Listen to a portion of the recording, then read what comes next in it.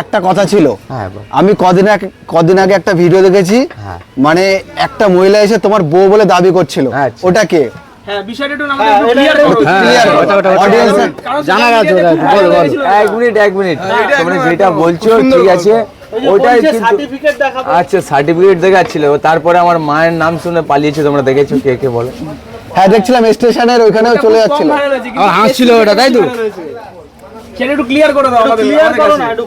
দেখো, আমি ওর মাধ্যমে, আমি ভিডিওর মাধ্যমে বলেছি, অনেকে মেয়েরা অনেক রকমের ছলনা করতে পারে, অনেক রকমের অভিনয় করতে পারে, সেটাও তো তোমরা অবশ্যই দেখেছো তো একদম। তাহলে সেইটাই তো হচ্ছে, যে আসছে সে আমার ফায়দা লুটে চলে যাচ্ছে, যে আসে সেই তোমার বউ হয়ে যাচ্ছে, একদম ভাইরাল হয়ে চলে যাচ্ছে।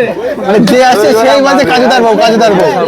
আচ্ছা কাজুদা, তুমি মানে এটা কি ফলো করছো যে তোমার কি ভাইরালিটি বেড়েছে, যে মেয়েই আসছে তোমার বউ হতে চাচ্ছে?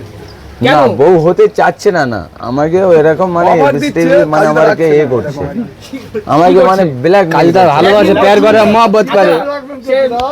ওই দিনকে যিনি এসেছিল যে তোমার বউ বলে দাবি করেছে, তার কি দাবি করেছিল সেদিনকে? যেই বলেছি আমার মা আসছে, অমনি এখান থেকে ছুট মেরে পালিয়েছে। আচ্ছা, এখানে তো অনেক কিছু দাবি করছে। না কাজুদা, একটা সার্টিফিকেট শো করেছিল, একটা সার্টিফিকেট শো করেছিল ওই মহিলাটা, ওটা কি ফেক ছিল? ওটা তোমরা দেখলেই তো বুঝতে পারবে আমি কি। কিন্তু অনেকে কিন্তু বলছিল যে এটা অরিজিনাল। তোমার কাজুদা বয়স বেশি ছিল। আচ্ছা কাজুদা, বলছি কি তোমার মানে সত্যি কি ওটা তোমার ওয়াইফ ছিল নাকি ওটা ফেক ছিল?